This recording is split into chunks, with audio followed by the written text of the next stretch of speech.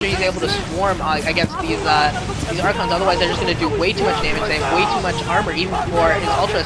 And it looks like GoRush is starting to run out of bases, starting to run out of hatcheries. Because if Stork is able to kill this entire lower left-hand area, I think GoRush will be down to maybe like 4 or 5 total hatcheries, something along those lines. And he'll start to get in trouble. That cross is there in the middle if someone wants to mine it, but I don't know if anyone's actually going to be in advantageous enough of a position to legitimately throw up a Nexus or a hatchery there. And now we're seeing some more actions in the middle of just this aerial battle trying to pick off, GoRush trying to pick off Corsairs and Carriers while Stork is moving his Archons around, trying to get them underneath the Guardians, just trying to splash the hell out of them. And I think that's the new battle that we're seeing. Before we saw the Guardians against trying to fight off, get away from the Corsairs and get to the Carriers. Now the Guardians are going to have to try to get away, or the Devourers are going to have to get away from the Archons and get to the Carriers down the middle of the map.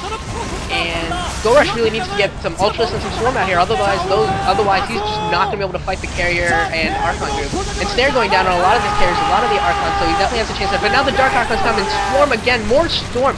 There's just this is truly the Magic Wars. There are so many spells being cast. We've been seeing Mass Disruption Web, Mass Ensnare everywhere, Plague on everything, and now comes more Maelstrom and Storm.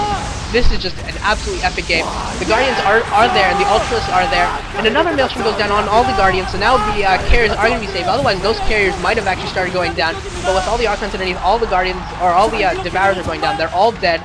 And now I think GoRush is in a whole lot of trouble, and I think he may have just lost this game because I don't think he has much of an Air Force left. I don't think he has many Ultras left, and that means that with those Carriers and those Archons, Stork can just move in, take out the tech buildings, and finish this game, I think, in the next minute or so.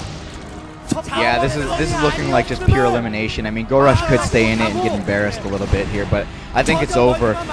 Just too much magic. Like it says Magic Wars, but it should just be Magic Slap in the face because Stork just completely outplayed him there with his casting, and I don't think GoRush should have switched to these Ultralisks. I mean, they're heavy damage dealers, but against Archons, against Carriers, they're just going to get evaporated. So, I mean, I don't think that was such a good call.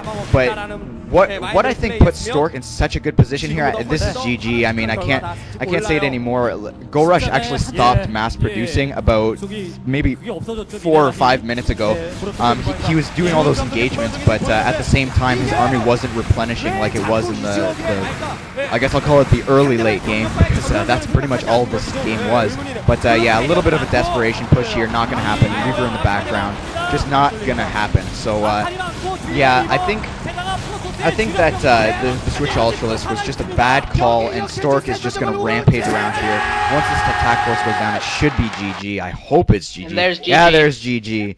Very nice game. Okay, so let's just do a little bit of a post-game analysis here. I was already kind of getting into it, but I think in the late game, like I was getting into, there was the Ultralisk were a bad call. I mean, he should know that in the late game, the Protoss player is going to go for Archons, and even if he wasn't going for Archons and he stayed with his initial choice, with the Carriers. I mean, if Stork stayed with the Carriers, the Ultralisk wouldn't have done anything. I mean, they wouldn't have just gotten beat by another ground unit. They would have just not done any damage. So I think that was a bit of a bad call. I mean, there's a lot more to this game that happened, but what do you think?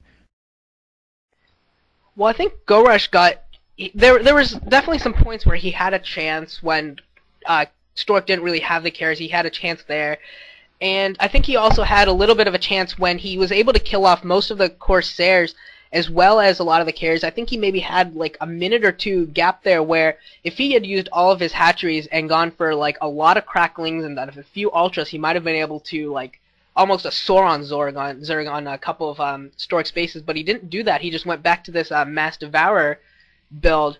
And then when Stork switched over to Archons, once you get that Archon and Carrier fleet, I don't even know what Zerg can do at that point, because if the Ultras come out to fight because Zerg doesn't really have anything to combat Archons other than Ultralisk and Ultralisk to take the damage and Hydralisk to deal the damage.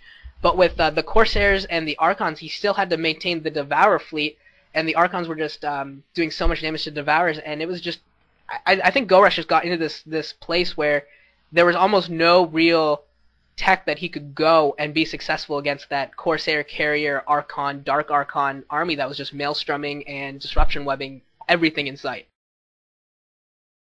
Yeah, absolutely. So what do you think was the most epic point of this entire game? I think that one was easy. I think it's the part where I just started screaming, "Oh my god," like 6 times in a minute, and GoRush finally decided to just charge his carriers in there, picked off a lot of the Corsairs and found the carriers while they didn't have the Corsair support. Picked off like 8 or 9 of them, and I thought at that point GoRush was gonna take the game real quickly, and then the Dark Archons come and maelstrom like 20 or 30 of the Devourers, and they all died, and we just saw pretty much both air forces get absolutely destroyed. That had to be, I think, the most exciting point of the game for me anyway. Yeah, I absolutely agree with you. I was just backtracking how that maelstrom went off, and yeah, that was even more epic. I was like, that maelstrom was pretty good. I mean, that was pretty good, but oh yeah, he went around slapping carriers around before that. So yeah, I think that minute of the game was pretty epic. This game was pretty much like a porno for me, but yeah, I think that's about it. How is this game like a porno? Because I feel good in my pants. Thank you for sharing, Frank. All right, so signing off. Yeah, it was definitely a lot of fun casting this, and I hope everyone enjoys this game. Signing off.